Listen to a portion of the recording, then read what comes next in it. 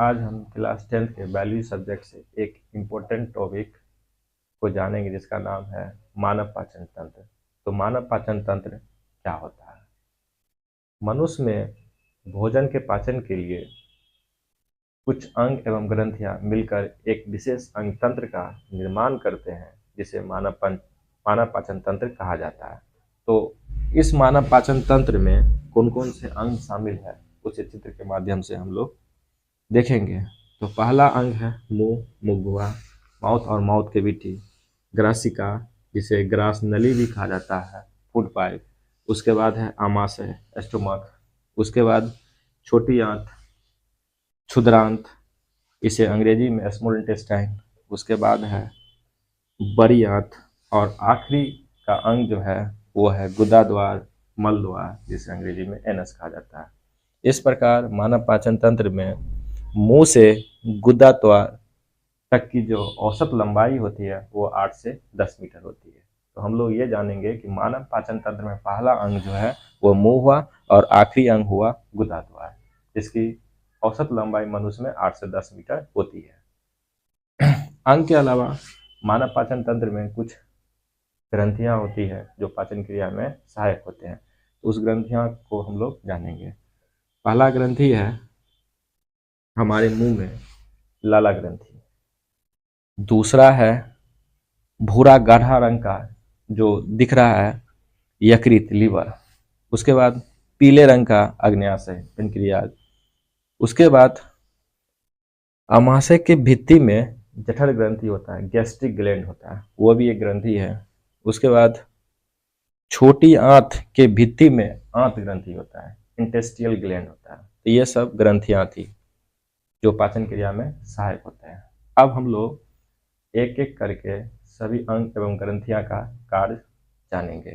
तो पहला अंग है मुंह, मुखगुहा। हम लोग जानते हैं कि हमारे मुंह में कुल 32 दांत होते हैं जो 4 प्रकार के होते हैं।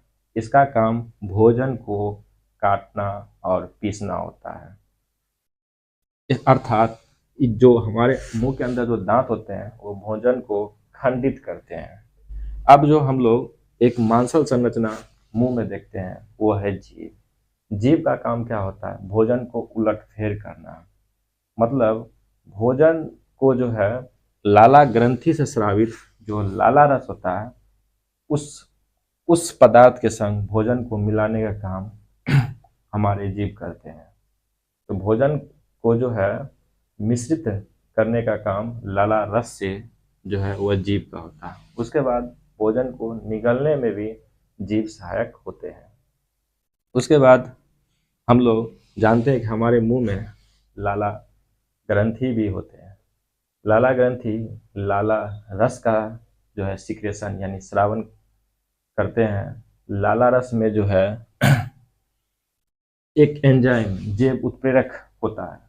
लाला रस में एक एंजाइम जैव उत्प्रेरक होता है जिसका नाम है लार एमिलेस। ये भोजन में उपस्थित जो जटिल मंड होते हैं, ये एक प्रकार के पोषक तत्व होते हैं। भोजन में उपस्थित एक प्रकार के पोषक तत्व होते हैं जटिल मंड, उसे लार एमिलेस सरल शर्करा में परिवर्तित करता है। अगर ऐसा होता है हमारे मुंह में तो यहाँ जो है भोजन का आंशिक रूप से पाचन हो जाता है। अब जो है हम लोग इस मुंह का जो पिछला हिस्सा है वो जानेंगे। मुंह का पिछला हिस्सा जो है वो ग्रसनी कहलाता है। जो ग्रसनी आगे 2 जो है नलिका में खुलती है।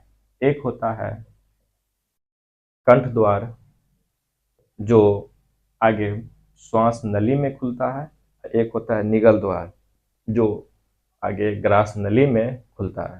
कंठ द्वार के पास एक पतली पट्टी होती है जिसे एपिग्लोटिस कहते हैं। ये एपिग्लोटिस जो है श्वास नली में भोजन को प्रवेश करने से रोकता है।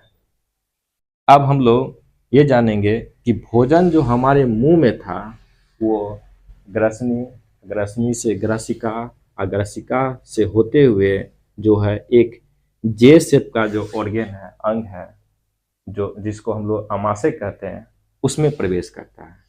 आमाशय जो है वो आहार नाल यानी पाचन तंत्र का सबसे चौड़ा अंग है, जो भोजन प्राप्त करने के बाद और अधिक चौड़ा हो जाता है। और हम लोग ये भी याद रखेंगे, भोजन जो ऊपर से नीचे की ओर गति करता है, वो कर्माकुंचन गति के कारण वो आगे जो है नीचे की ओर बढ़ता है। अब हम लोग भोजन जो हमारे अमाशय में प्रवेश किया, तो अमाशय में किस प्रकार भोजन का पाचन होता है उसके बारे में समझेंगे। हमारे जो अमाशय होते हैं वो मुख्यतः 3 भागों में बटे होते हैं। पहला भाग जो है वो कार्डिया कहलाता है, दूसरा भाग जो है फंडस कहलाता है, और अंतिम जो भाग होता है वो पाइलोरस कहलाता है। अमाशय में क्या होता है, तो अमाशय की भित्ति में जठर ग्रंथि गैस्ट्रिक ग्लैंड होता है, जो जठर रस का सिक्रेशन यानी स्रावन करता है। और जठर रस में हाइड्रोक्लोरिक एसिड, प्रोटीन पाचक एंजाइम पेप्सिन और श्लेष्मा होते हैं। हाइड्रोक्लोरिक एसिड जो है वो भोजन और जल में आए हानिकारक कीटाणु एवं जीवाणु को जो है अमाशय में मारने का काम करता है। उसके बाद है भोजन को ये जो है हाइड्रोक्लोरिक एसिड जो है अम्लीय भी बनाता है, जिससे प्रोटीन पाचक एंजाइम पेप्सिन का कार्य आसान हो जाता है। प्रोटीन पाचक एंजाइम पेप्सिन का कार्य आसान करने के लिए जो है भोजन को अम्लीय बनाया जाता है, और ये अम्लीय बनाने का कार्य जो है हाइड्रोक्लोरिक एसिड जो है करता है। अब जो है भोजन जब अम्लीय ये हो जाता है, तो अम्ल के प्रभाव से अमाशय की दीवार क्षतिग्रस्त भी हो सकते हैं। तो इसकी सुरक्षा के लिए यहाँ पर श्लेष्मा होता है। तो श्लेष्मा का कार्य यही होता है कि वो क्या करता है,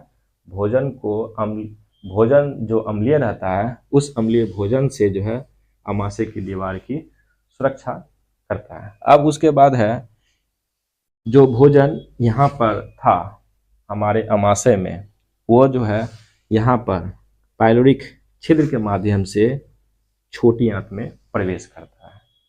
छोटी आंत जो है वो आहार नाल का सबसे लंबा भाग है।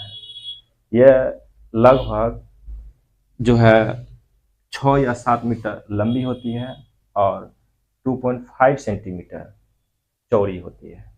इसे आहार नाल का सबसे लंबा भाग कहा जाता है। और इसके मुख्यतः जो है कितने भाग होते हैं, 3 भाग होते हैं। पहला भाग होता है ग्रहणी, जो पाइलोरिक छिद्र के माध्यम से भोजन को ग्रहण करता है। जो पाचित भोजन है उस पाचित भोजन को जो है ग्रहणी प्राप्त करता है। ग्रहणी जो है वो छोटी आंत का पहला भाग है। दूसरा भाग है छोटी आंत का जेजुलम, और अंत का भाग है इलियम।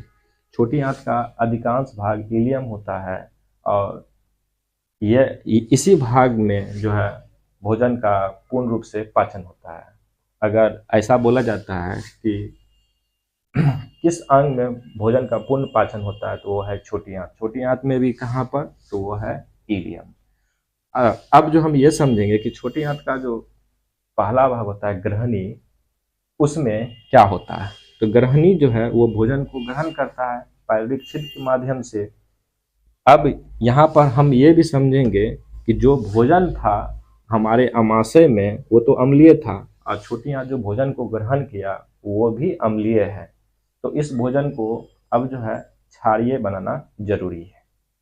क्षारीय बनाना जरूरी है, इसके लिए जो है हमारे पास एक ग्रंथि होता है जो गाढ़ा भूरा रंग का होता है, जिसे हम लोग यकृत यानी लीवर कहते हैं।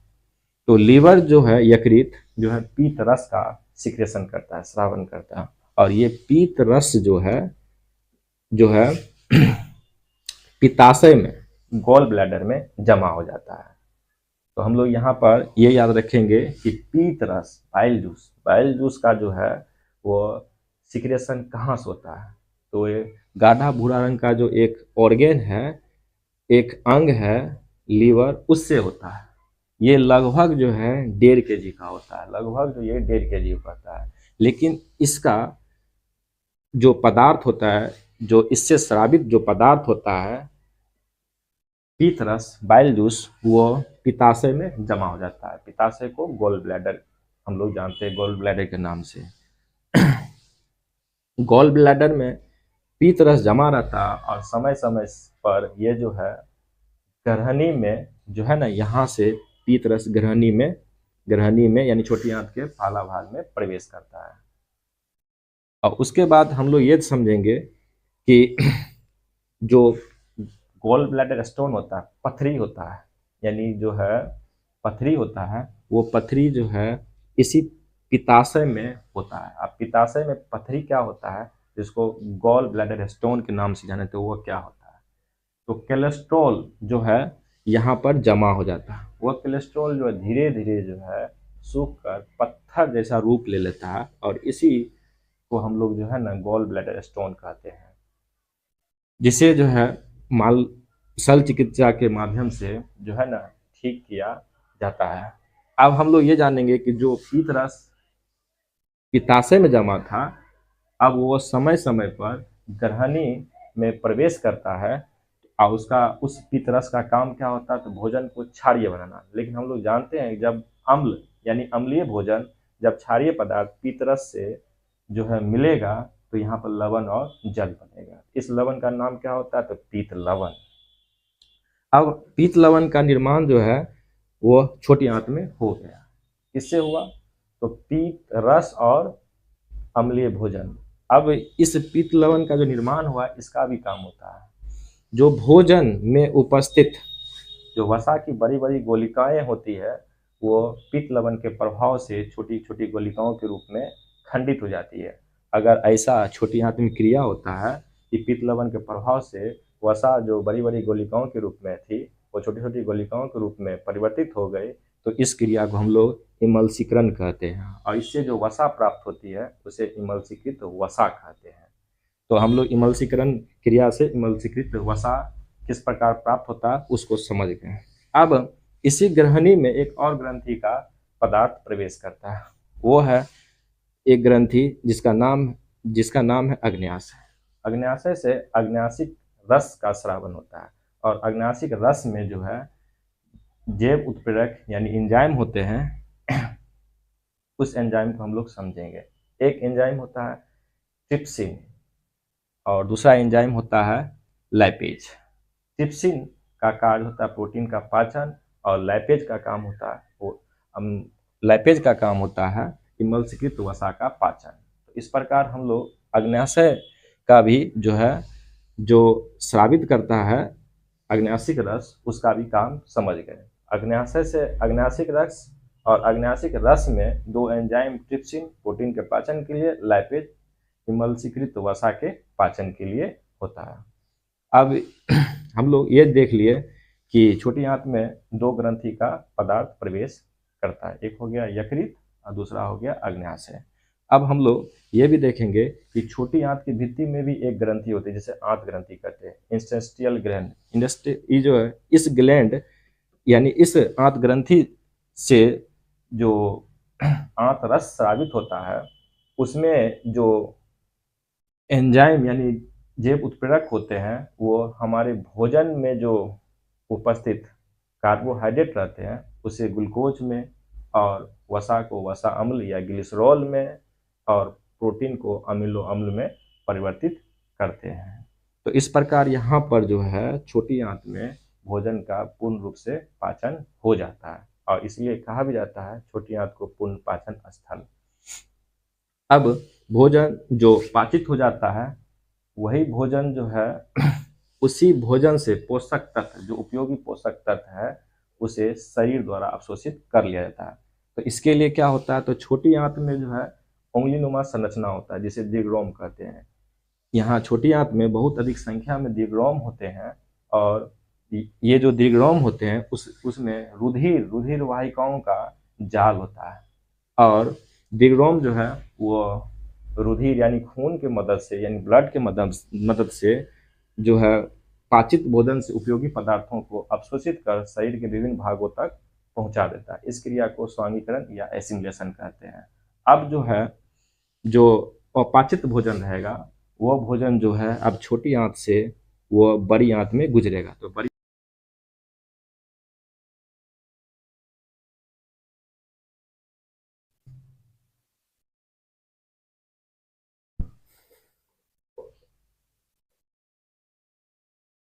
अब हम लोग बड़ी आंत में अपाचित भोजन जो गुजरता है उसके बारे में समझेंगे।